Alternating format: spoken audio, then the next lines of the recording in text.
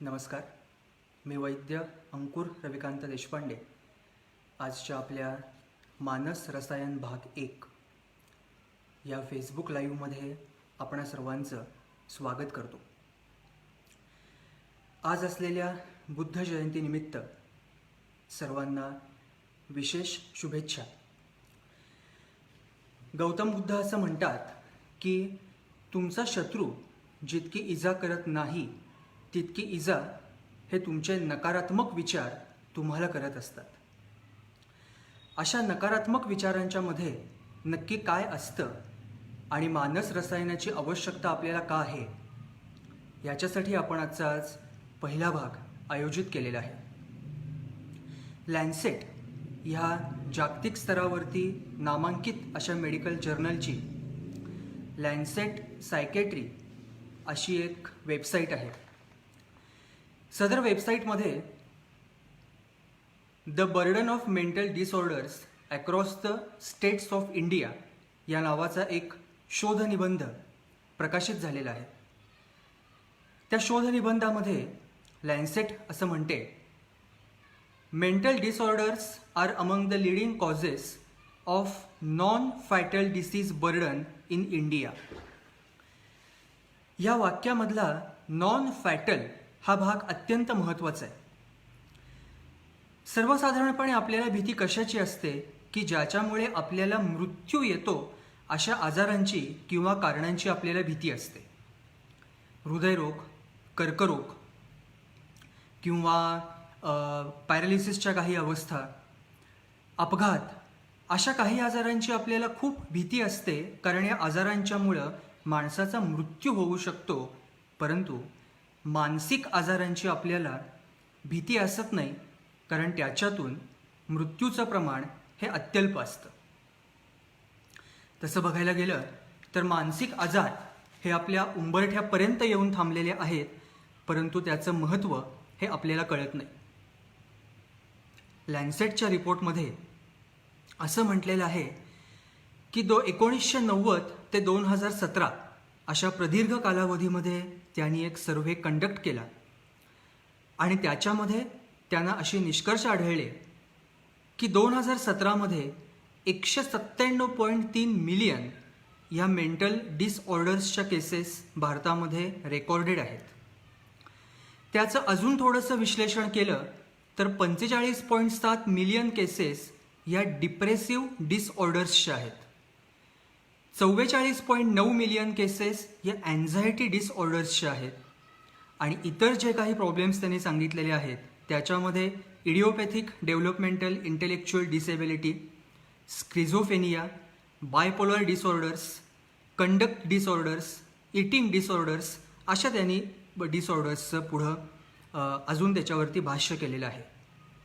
परंतु 2017मध्ये 197.3 मिलियन्स इतक्या recorded cases भारतामध्ये असणं हे अत्यंत चिंताजनक आहे.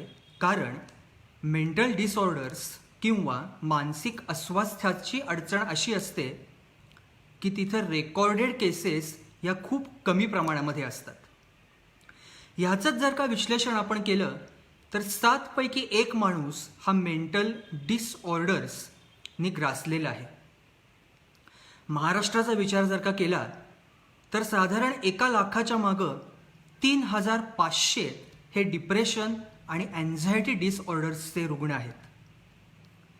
इकॉनॉमिक टाइम्समध्ये एक आर्टिकल आलेलं होतं ज्याच्यामध्ये सर्वेक्षण असं म्हणतं की 2019मध्ये भारतामध्ये 7.5% पॉप्युलेशन हे मानसिक रोगाने पछाडलेलं होतं, परंतु 2020मध्ये साधारण 20% पॉप्युलेशन हे मानसिक रोगी असेल असा त्यांचा अंदाज आहे.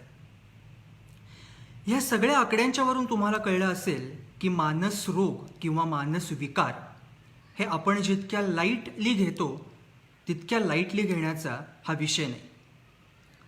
बोलीभाषेमध्ये आपण म्हणतो तुला वेड लागलंय का, किंवा आमच्या सांगलीमध्ये असं म्हणतात की कृपामाईतनं जाऊन आलायस का, पुण्यामध्ये म्हणतात तू येरवड्यातून जाऊन आलायस का.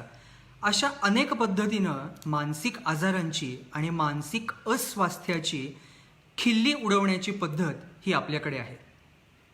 कारण आपण एखादा माणूस दुःखी असेल, एखादा माणूस अप्रसन्न असेल, तर ती नेहमीची नाटकं आहेत किंवा नेहमीची थेरं आहेत.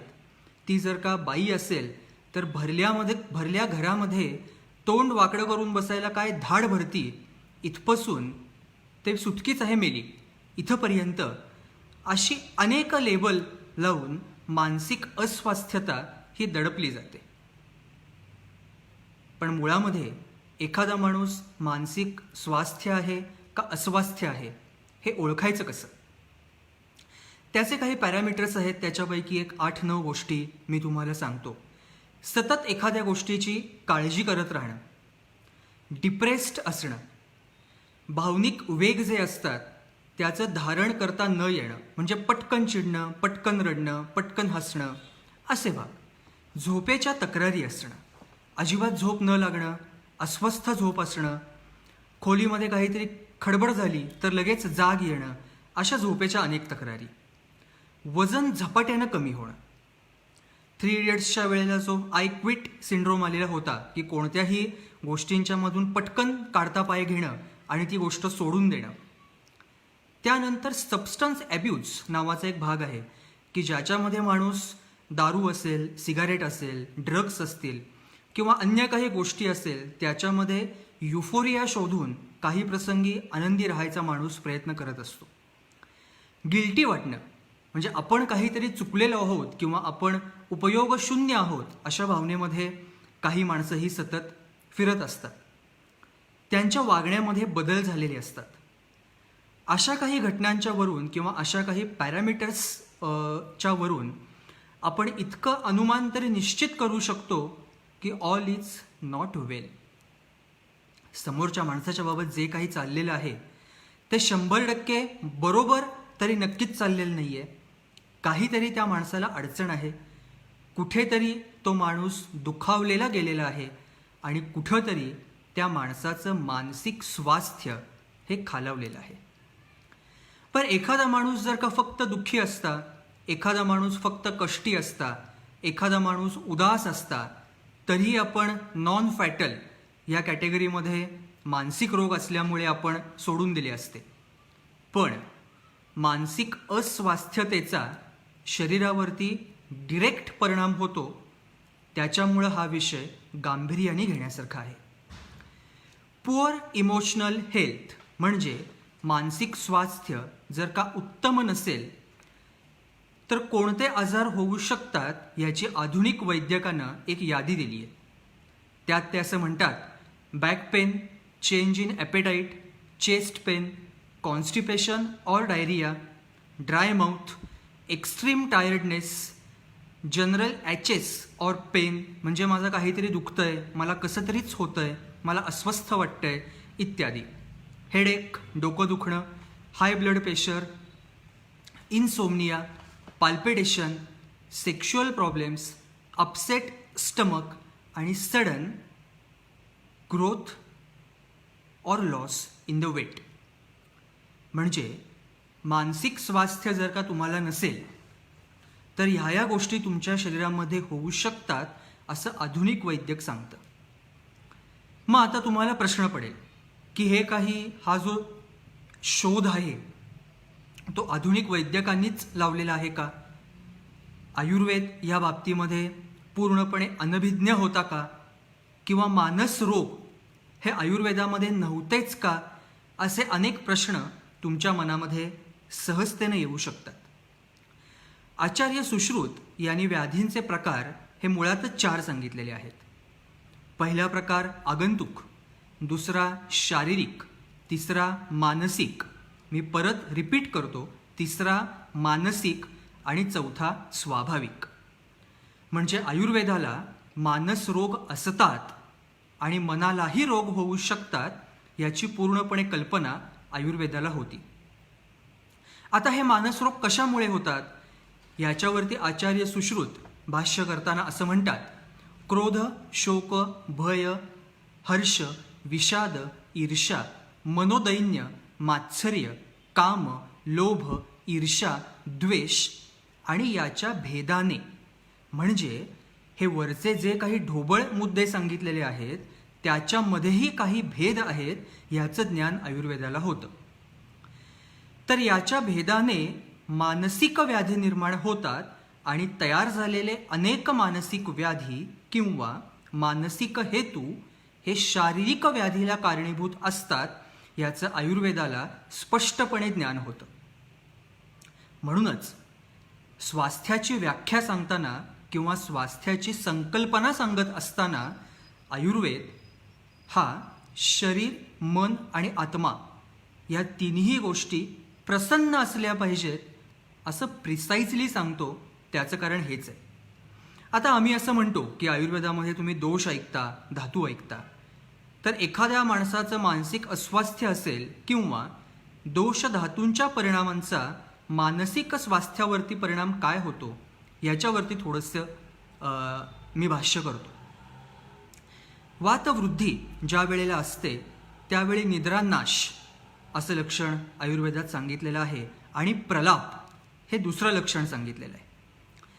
दीनता हे तिसरं लक्षण त्याच्यामध्ये आहे. या सगळ्या गोष्टींचा विचार आपल्याला चिकित्सा करत असताना विशेषतेनं करावा लागतो. म्हणजे एखाद्या माणसाला निद्रानाश आहे तर त्याला फक्त जटामांसी दिली किंवा झोपेची गोळी दिली तर त्याने निद्रा येईल का? नाही येणार. कारण त्याचं मुळामध्ये कारण जे आहे ते निद्रानाश किंवा वातवृद्धी हे त्याच्यामागचं कारण आहे.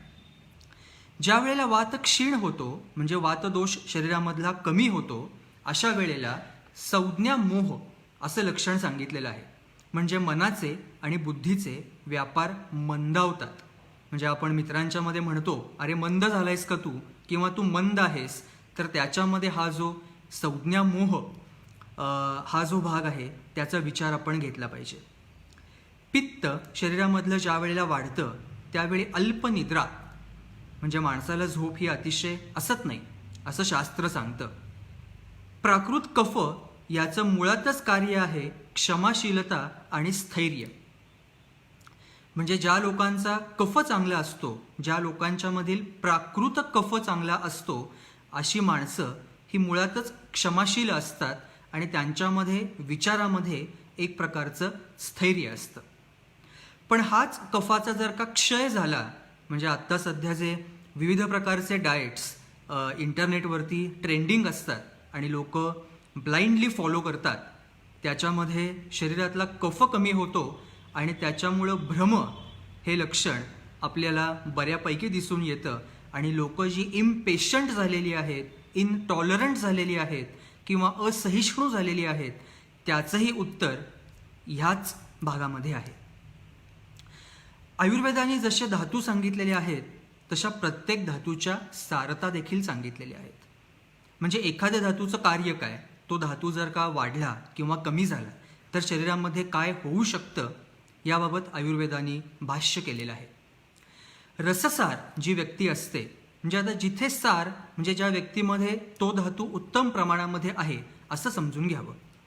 रससार व्यक्ती ज्या असतात त्यांच्यामध्ये बुद्धी, आरोग्य, विद्या आणि आयुष्य हे स्थिर असतं.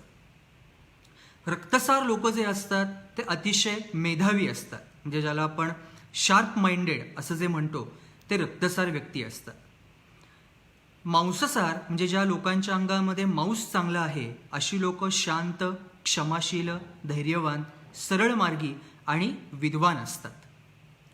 मेदसार ज्या लोकांच्यामध्ये प्राकृत मेद चांगला आहे म्हणजे इथं परत प्राकृत मेद आणि विकृत मेद असे दोन भाग आहेत.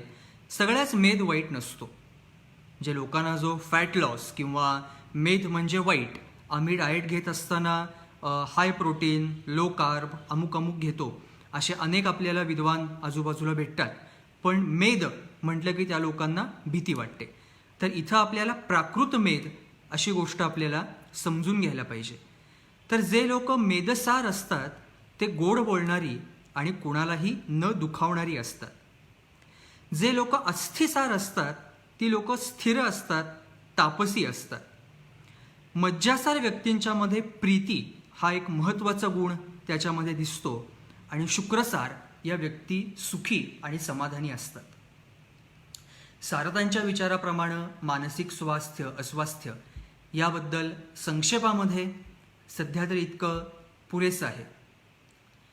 मानस विकारांचा अभ्यास करत असताना आणि मानस रसायनांची आवश्यकता का आहे याच्यासाठी 1-2 संदर्भ देतो आणि आजच्या पुरतं मी थांबतो. आयुर्वेदामध्ये सर्व रोगांचं कारण काय आहे तर प्रज्ञापराध हे सगळ्या रोगांचं कारण सांगितलेलं आहे. आणि सगळ्या दुःखांचं कारण काय आहे तर त्याचं कारण उपधा असं कारण आयुर्वेदाने सांगितलेलं आहे. आता उपधा म्हणजे काय याचं एक रूपक आयुर्वेदामध्ये आलेलं आहे की रेशमाचा किडा कालांतराने स्वतःचा नाश करणाऱ्या तंतूंची निर्मिती ही स्वतःभोवती करून घेत असतो. त्याचप्रमाणे आपण मनुष्य लोक आपलाच नाश करणाऱ्या, आपल्या शरीराची, आपल्या मनाची आणि आपल्या आरोग्याचा नाश करणाऱ्या अनेक गोष्टींची निर्मिती ही आपल्या स्वतःभोवती करून घेतो. याच गोष्टींच्यामुळे आणि याच कारणाच्यामुळे आपणाला नैष्ठिकी चिकित्सा, अद्रव्यरूप चिकित्सा, मानस रसायन, सद्वृत्त अशा गोष्टींची आपल्याला आवश्यकता भासते. आणि ती आवश्यकता यासाठी आहे कारण आपल्या आजूबाजूच्या मित्रांच्या मध्ये feeling low, feeling sad, feeling lonely, feeling empty, feeling depressed आणि काय असतं फिलिंग अनॉइड, फिलिंग इरिटेटेड असे अनेक हॅशटॅग आपणाला आपल्या मित्रांच्या मध्ये किंवा आपल्या आजूबाजूला दिसून येतात. मित्रांनो, आपल्या आजूबाजूला जी माणसं आहेत ती माणसं एकटी आहेत. ती माणसं कुठं ना कुठं तरी दुखावलेली गेलेली आहेत. ती माणसं वाईट नाही आहेत. ती ज्या परिस्थितीमधून जात आहेत ती परिस्थिती वाईट आहे. ती लोक मानसोपचाराकडे जायला घाबरतात कारण आपला समाज हा कितीही प्रगल्भतेच्या गप्पा मारत असला तरी एखादा माणूस मानसिक चिकित्सा घेतोय म्हटल्यानंतर त्याला वेडं ठरवायला पुढं मागं बघत नाही. हे दुर्दैवानं सत्य आहे आणि आपल्याच समाजाचा एक चेहरा आहे.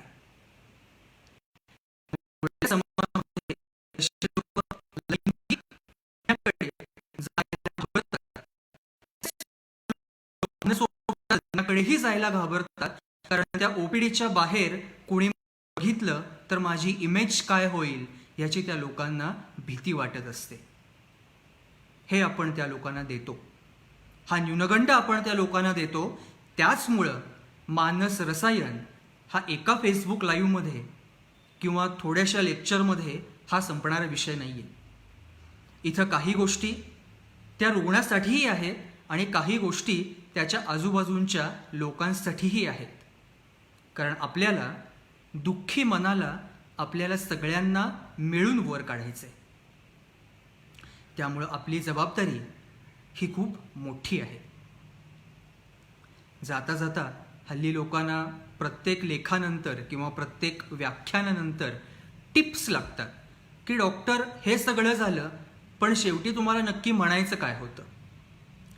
आजच्या पहिल्या भागामध्ये मला इतकंच म्हणायचं आहे की मानसिक अस्वास्थ्य असणं, मानसिक रोगी असणं हे नॉर्मल आहे. हे सुधारता येऊ शकतं. नॉर्मल आहे किंवा सामान्य आहे असं म्हणत असताना त्याच्यामध्ये लिंगभेद नाही. पुरुषही रडू शकतो, पुरुषही दुःखी असू शकतो, पुरुषही शोकाकुल असू शकतो, पुरुषही चिंतित असू शकतो. कारण मन हे प्रत्येकाला आहे, भावना या प्रत्येकाला आहेत. घुसमटलेल्या भावना लिंग बघून असत नाहीत आणि दाबलेले अश्रू हे समोरचा माणूस सोशो इकॉनॉमिकली किंवा जेंडर बायस्ड कोणत्या कॅटेगरीमधला आहे हे बघून असत नाहीत. त्यामुळं आपण जबाबदार होऊयात. आजच्या फेसबुक लाईव्हमधून आपण इतकंच समजून घेऊयात की एखादा माणूस जर का आपल्याला दुःखी असेल, चेहरा त्याचा पडलेला असेल, तो माणूस उदास असेल, तो माणूस शून्याकडे बघत बसलेला असेल, तुमच्यासमोर असून पण तो माणूस जर का तुमच्यामध्ये नसेल तर फक्त त्याच्या पाठीवरती हात फिरवा आणि म्हणा, विचारा मित्रा तू बरा आहेस का? माझी तुला काही मदत होऊ शकते का? किंवा आपल्या मैत्रिणीला तुम्ही धीर द्या. धीर देणं आणि गॉसिप करणं ह्या दोन गोष्टी पूर्णपणे वेगळ्या आहेत. समोरच्या माणसाचं मन मोकळं करणं म्हणजे गॉसिप करणं असं अजिबात नाही. त्या व्यक्तीला धीर द्या, त्या व्यक्तीला आश्वासनं द्या. त्यांना तुमच्या शब्दरूपी स्नेहाची खूप आवश्यकता आहे आणि शब्दामध्ये स्नेह असतो. आपल्याला ज्या वेळेला आपण अडचणीमध्ये असतो त्यावेळी एखाद्या मित्राने, मैत्रिणीने, आईवडिलांनी, काका काकूंनी, बहिणींनी काळजी करू नकोस, आम्ही तुझ्यासोबत आहोत, ह्याच शब्दांनी आपण अशक्य त्या गोष्टी शक्य करतो आणि हेच शब्द आपल्याला समाजाला द्यायचे आहेत. त्यामुळं मानसरोगाची व्याप्ती, मानसरोगची थोडीफार लक्षणं, आधुनिक वैद्यकात त्याबद्दल काय सांगितलेलं आहे, आयुर्वेदानं मानसाचा कसा विचार केलेला आहे, हा अत्यंत संक्षेपानं मांडायचा मी तुमच्यापुढं प्रयत्न केलेला आहे. पुढच्या फेसबुक लाईव्हमध्ये प्रज्ञापराध म्हणजे काय आणि उपधा म्हणजे काय आणि ह्या दोन गोष्टींच्या मधला फरक कसा आहे आणि ह्या दोन्ही गोष्टींच्या पासून आपण लांब कसे राहू ह्याचा विचार आपण करूयात. आपण सर्वांनी फेसबुक लाईव्ह पाहिलं त्याबद्दल तुमचे आभार. आनंदी रहा, हसत रहा. तुमचं आनंदी असणं, तुमचं हसणं हा देखील कोणत्या तरी मानसिक अस्वास्थ्याचा इलाज आहे, हे कायम लक्षात ठेवा. त्यामुळं आपलं आयुष्य हे सदा फुलीसारखं ठेवा. कितीही संकटं आली तरी आपण कायम फुलत राहायचं, आपण कायम हसत राहायचं. धन्यवाद. लवकरच मानस विचार भाग 2 यामध्ये आपण भेटूच.